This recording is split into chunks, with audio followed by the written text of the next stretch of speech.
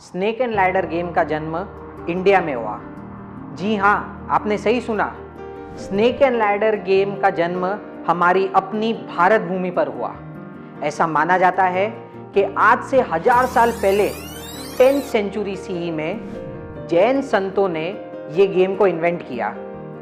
पर आखिर जैन संतों ने ये गेम को इन्वेंट किया क्यों? इसका रहस्य जानने के लिए हमें दिल्ली चलना पड़ेगा, जहां पर नेशनल म्यूजियम ऑफ दिल्ली में डेकोरेटिव आर्ट गैलरी के कलेक्शन में ये गेम का जैन वर्जन यानी ज्ञान चौपड़ के नाम से हमें देखने को मिलता है।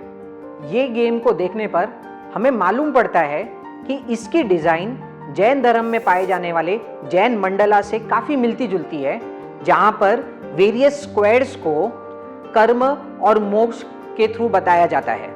ये गेम की डिज़ाइन पर अगर हम नज़र करें तो हमें ये देखने को मिलता है कि इस गेम में टोटल 84 स्क्वायर्स है। नॉर्मली गेम की डिज़ाइन में 9x9 की ग्रिड यूज़ होती है, जिससे परफेक्ट स्क्वायर बन के 81 स्क्वायर्स आते हैं। पर जैसा कि आप गेम में देख पा रहे होंगे, यहाँ पे जैन साधुओं ने 3 एडिशनल स्क्वायर्स डाले हैं।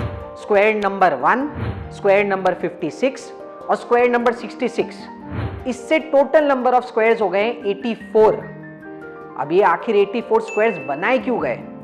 तो जब जैन शास्त्र पढ़ते हैं तो मालूम पड़ता है कि 84 बहुत इंपॉर्टेंट नंबर है। जैन शास्त्रों के हिसाब से जीव की टोटल 84 लाख योनि है, यानी there are a total of 8.4 million species of living organisms. जी हाँ, आपको ये देख के बहुत आश्चर्य हो रहा होगा कि 84 लाख लिविंग ऑर्गेनिजम्स की स्पीशीज। पर आपको बता दूं कि मॉडर्न साइंस ऑलरेडी 2.3 मिलियन यानी 23 लाख स्पीशीज को डॉक्यूमेंट कर चुकी है, जिसे ट्री ऑफ लाइफ के डायग्राम से रिप्रेजेंट किया जाता है। अगर आप ये ट्री ऑफ लाइफ और इसी के साथ बहुत सारे मैजिकल नंबर्स जो भारत धर्म में पाए जाते हैं, जैसे 84, 108, 1008, नंबर 3, नंबर 9, इसके बारे में और जानना चाहते हैं तो हमें कमेंट बॉक्स में कमेंट करके बताएं। हम इसके लिए पूरी सेपरेट वीडियो सीरीज लॉन्च करेंगे।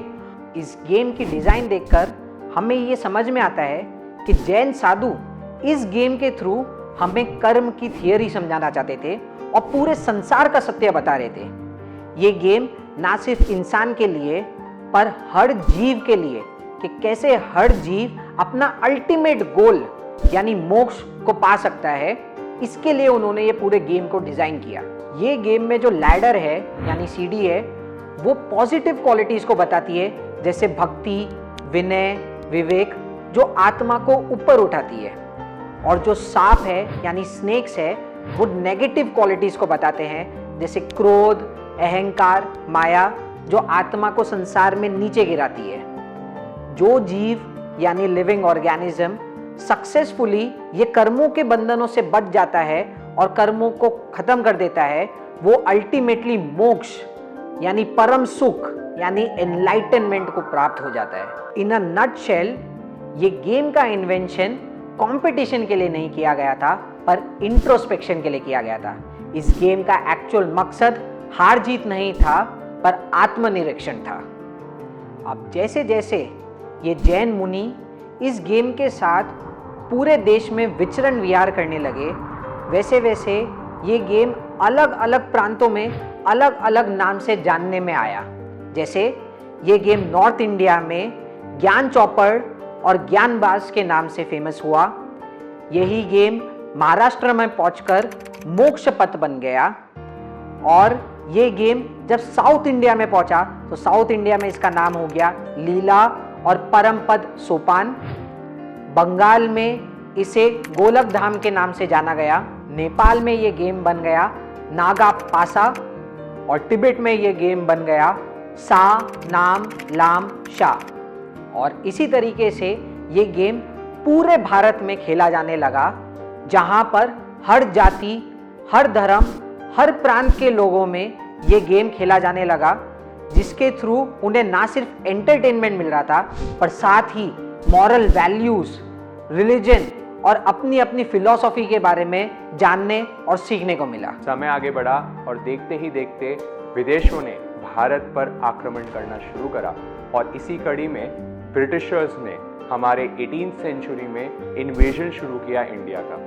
और वहाँ पे उन्होंने देखा ये ज्ञान चौपड़ जैसा स्नेक एंड लैडर वाला जो गेम अभी प्रसिद्ध है वो उन्होंने वहाँ देखा और उन्होंने इसको ले जाते हुए वेस्टर्न वर्ल्ड को इस गेम के बारे में बताया। और वहाँ पे आगे बढ़ते हुए 1860 में अमेरिका में मिल्टन ब्रैडली नाम के पर्सन ने इस गेम को रीनेम करते हुए चेकर्ड गेम्स ऑफ लाइफ का नाम दिया और वहाँ पे ये गेम बहुत पॉपुलर हुआ और पॉपुलर होने के बाद उस बंदे ने वहाँ पे बहुत करोड़ों रुपए इस गेम से कमाए। और अब 1895 में ये गेम इंग्लैंड पहुंचा जहां आज भी विक्टोरिया एंड अल्बर्ट म्यूजियम में किस्मत बोर्ड गेम के नाम से आज ये गेम डिस्प्ले हुआ मिलता है। और इस गेम में थोड़ा कस्टमाइजेशन हुआ क्योंकि क्रिश्चियन वैल्यू सिस्टम वहाँ प्रमोट की जाती है, तो वहाँ पे क्रिश्चियन वैल्यूज़ की जैसे कि ऑनेस्टी, ग्रेस, पेशेंस, इस गेम में उसको थोड़ा प्रमोशन मिला और डिसऑनेस्टी, एंगर जैसी नेगेटिव क्वालिटीज़ को यहाँ पनिश किया गया। और अब 20वीं सदी में ये गेम थोड़ा और पॉपुलर हुआ और अब ये गेम जर्मनी पहुंच गया जहां J.W. स्पियर के नाम के व्यक्ति ने इस गेम को वहां पॉपुलर किया और इस गेम का नाम वहां पे रखा गया लीटर स्पील, जिसका एक्चुअल मीनिंग ही होता है स्नेक्स एंड लैडर।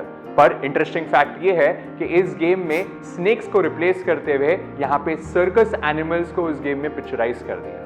और अब 1943 में अमेरिका में मिल्टन ब्रैडली ने इस गेम को वापस रीब्रांड करते हुए गेम का नाम रख दिया shoots and ladder and over a period of time वापस उसकी ब्रांडिंग करी और उसका नाम रख दिया स्नेक्स एंड लैडर, जो आज पूरे वर्ल्ड में इस नेम से फेमस है ये गेम। और इस तरीके से हमारी भारत की गौरवशाली भूमि पर जैन मुनियों द्वारा इन्वेंटेड ये अद्भुत गेम अपनी देश और विदेश की विशाल यात्रा तय करके लास्ट में एक साधारण सा बिना कोई मॉरल लेसन्स का सिर्फ एक कंपटीशन का गेम बनकर रह गया, जिसे हम आज की तारीख में स्नेक एंड लैडर के नाम से जानते हैं और खेलते हैं।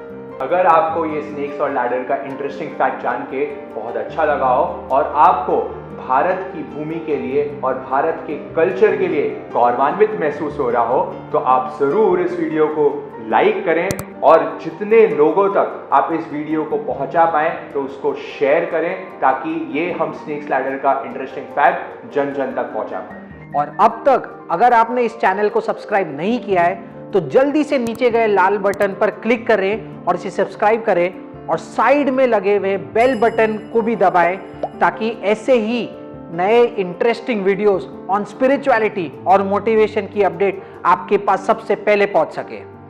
धन्यवाद।